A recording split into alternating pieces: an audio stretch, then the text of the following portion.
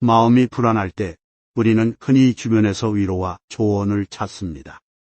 그러나 아무리 위로를 받아도 우리의 불안이 쉽게 사라지지 않는 이유는 그 불안의 근원이 외부가 아니라 우리의 내면에 있기 때문입니다. 고대 철학자 공자는 이러한 인간의 내적 불안과 혼란을 다스리는 데 있어 깊은 지혜를 남겼습니다.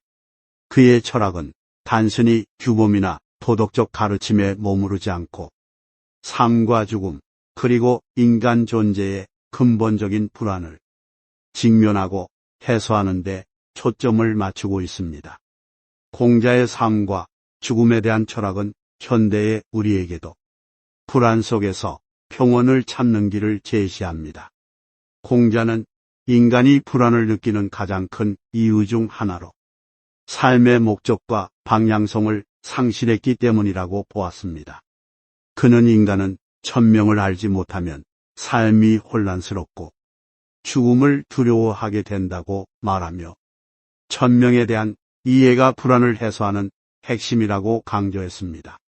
천명은 단순히 신이나 운명에 의한 명령이 아니라 인간이 자신의 본성과 삶의 목적을 깨닫는 것을 뜻합니다.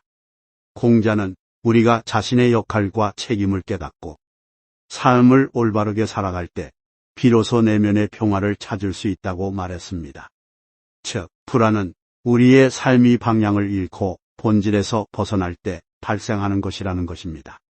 공자의 철학에서 불안을 극복하기 위한 핵심은 스스로의 내면을 바로 세우는 데 있습니다. 그는 수신제가 치국평천하라는 말을 통해 내면의 수양이 모든 것의 출발점임을 강조했습니다. 이 말은 자신을 바로 세우는 일이 가정과 사회, 더 나아가 세상의 평화로 이어진다는 뜻입니다.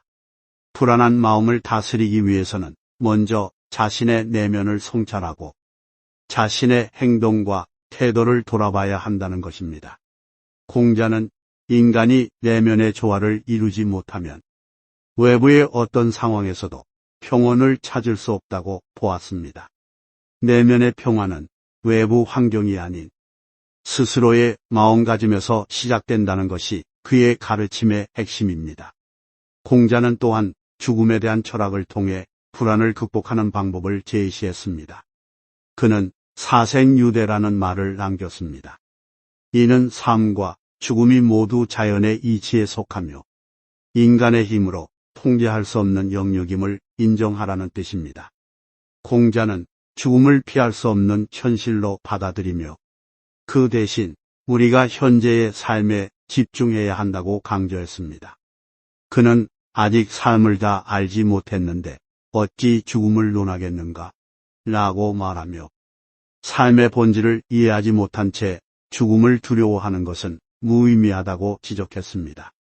죽음은 우리가 통제할 수 없는 것이므로 그것에 대한 두려움 대신 삶에서 해야 할 일을 충실히 수행하는 데 집중하라는 그의 가르침은 오늘날에도 유효합니다. 공자는 또한 인간관계 속에서 불안이 생기는 이유에 대해서도 깊이 통찰했습니다. 그는 인간이 관계 속에서 상호 존중과 신뢰를 잃을 때 불안이 커진다고 보았습니다. 기소불력, 물시오인이라는 그의 가르침은 우리가 다른 사람과의 관계에서 불필요한 갈등과 불안을 줄이는 데 큰 도움을 줍니다. 이 문장은 우리가 원하지 않는 것을 다른 사람에게 하지 말라는 뜻으로 상호 배려와 공감을 기반으로 한 관계를 강조합니다. 공자는 이러한 태도를 통해 인간이 서로를 더 잘 이해하고 관계에서 발생하는 불안을 줄일 수 있다고 보았습니다. 그의 철학은 또한 시간의 흐름에 대한 성찰과도 연결됩니다. 공자는 세월은 사람을 기다려주지 않는다고 말하며 시간의 가치를 깨닫고 지금 이 순간을 소중히 여기라고 가르쳤습니다. 그는 불안은 종종 과거에 얽매이거나 미래에 대한 과도한 걱정에서 비롯된다고 보았습니다. 따라서 현재에 집중하고 지금 할 수 있는 일을 실천하며 과거나 미래에 지나치게 얽매이지 않는 것이 불안을 해소하는 길이라고 제안했습니다. 공자의 이러한 가르침은 우리가 불확실한 미래에 대한 두려움 대신 현재를 충실히 살아가는데 집중하도록 도와줍니다. 공자의 철학은 단순히 이상적인 말에 그치지 않고 그의 삶 자체로도 증명되었습니다. 그는 자신의 신념과 철학을 끝까지 실천하며 혼란과 고난 속에서도 흔들리지 않는 모습을 보였습니다. 그의 이러한 삶은 불안과 혼란 속에서도 내면의 중심을 잃지 않는 것이 얼마나 중요한지를 보여줍니다. 그는 삶과 죽음, 성공과 실패 모두를 초월하여 자신의 신념에 따라 살아갔으며 이는 그의 제자들과 후대 사람들에게 큰 영감을 주었습니다. 결국 공자는 불안한 마음을 다스리는 가장 중요한 방법은 스스로의 내면을 바로 세우고 삶의 본질과 목적을 이해하는 데 있다고 가르쳤습니다. 그의 철학은 단순한 규범이 아니라 삶에서 실천할 수 있는 구체적인 지침들로 가득합니다.